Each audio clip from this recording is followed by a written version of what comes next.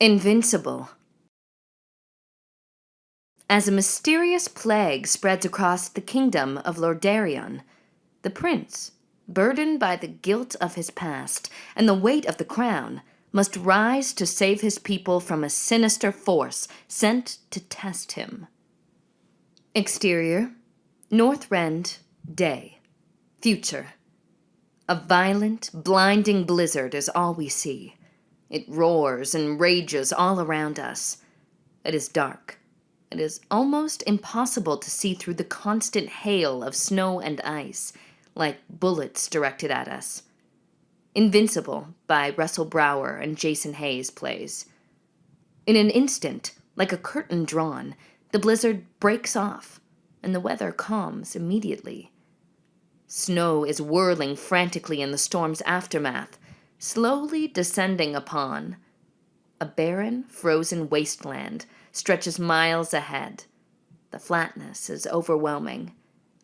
A seemingly empty and endless landscape apart from my son. On the horizon, towering ominously above the wasteland, a massive spire of pure ice and snow, large chains fastening the spire to the ground. Rays of sunlight penetrate the clouds, lighting up the crystal white snow. The scenery is almost idyllic, serene, peaceful. Exterior, Lordaeron forest, day, past. The treetops are dancing in the fresh morning wind. On the horizon, the spires of Lordaeron Keep are peeking over the treetops. The day you were born. We are approaching the keep with great haste, soaring above the treetops like we are the wind itself.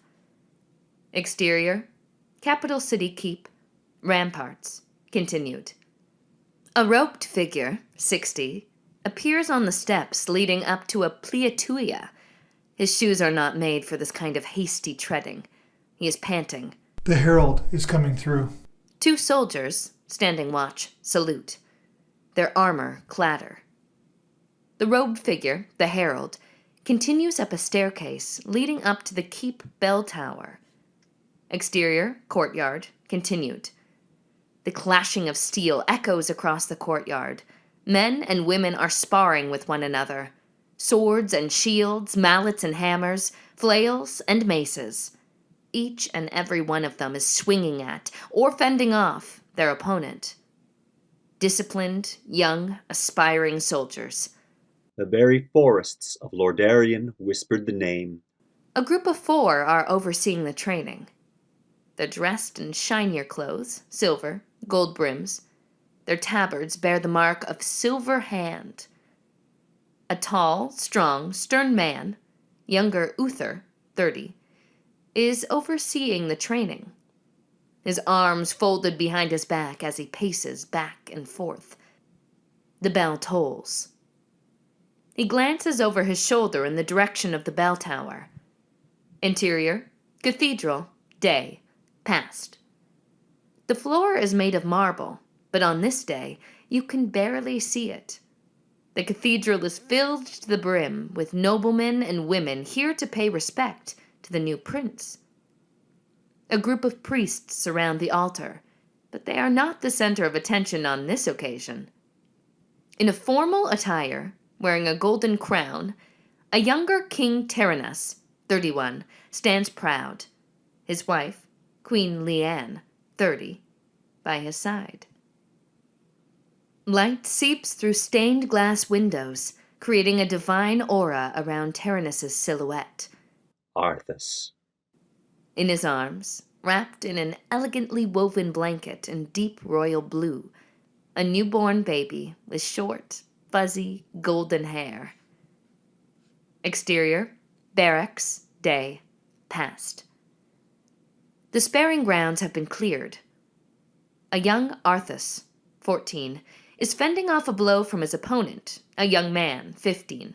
Muradin, 45, a legendary dwarven warrior, is watching closely, shouting techniques and instructions from underneath his strong red beard at the 2 young men fighting. My child. Arthas is wielding a sword too heavy for one hand. He is panting, sweat running into his eyes. I watched you with pride as you grew into a weapon. He wipes his brow and lunges at his opponent. His opponent is agile and dodges with ease, and Arthas's sword slices through the air. Arthas loses his footing and falls headfirst into the dirt. Muradin sighs. Arthas's opponent is looking to Muradin for orders. Muradin nods dejectedly. Arthas glances over his shoulder. His opponent is reaching out to pull him up. Interior, Cathedral Library, night, past. The bookshelves are stocked to the very brim. On a wooden chair amid the library, bent over a desk, is young Arthas, now 19 years of age. He's holding a candle in his left hand. Righteousness. He's murmuring, reading from a large librum. He turns a page. The page he now focuses on is littered with runes and words. He runs his right hand across the page, and it begins to glow. The glow flows from the page and unto his hand as exterior, barracks, courtyard, day, past. Arthas, now 24 years of age, closes the librum. He's wearing a uniform much like Uther's, but with the absence of gold. The librum falls to his hip, chained to his belt. Remember. Arthas directs his glowing hand at a soldier, 30, wearing a plated uniform. Uther is watching closely. Our line has always ruled with wisdom. A circle, shaped by the very same runes we saw in the librum, are made manifest in pure light above the soldier.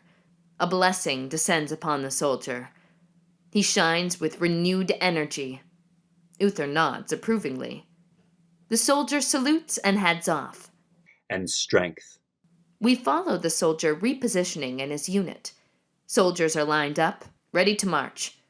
This is not the only unit lined up in the courtyard, nor the only paladin conjuring blessings.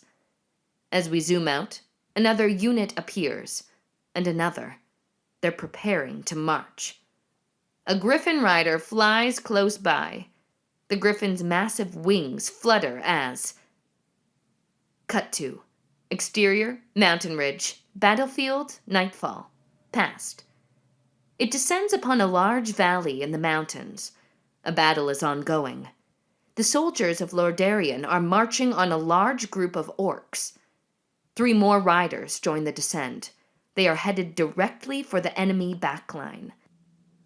A crude, primitive catapult launches a cluster of boulders in the air. A boulder impacts one of the 3 griffin riders. The 2 remaining let out a roar and descend upon the catapult. They hurl metal hammers, crackling with energy, at the catapult and surrounding orcs. The lightning and thunder erupt, sending orcs flying away from the catapult, now ablaze. And I know that you will show restraint. Further behind, at the orcish front line, Uther, Arthas, and their unit are fending off a battalion of brutish orcs. Swords clashing with crude wooden weapons, axes deflected upon shields bearing the mark of Lordaeron. Uther, Arthas, and other paladins are swinging their war hammers with ease. A cluster of boulders comes crashing down upon them. Several orcs are struck, their skulls splattered across the battlefield. A flash, a barrier of light manifests. A hollow metallic sound as a boulder is deflected. Arthas is covering his eyes with his left hand. He glances over his shoulder.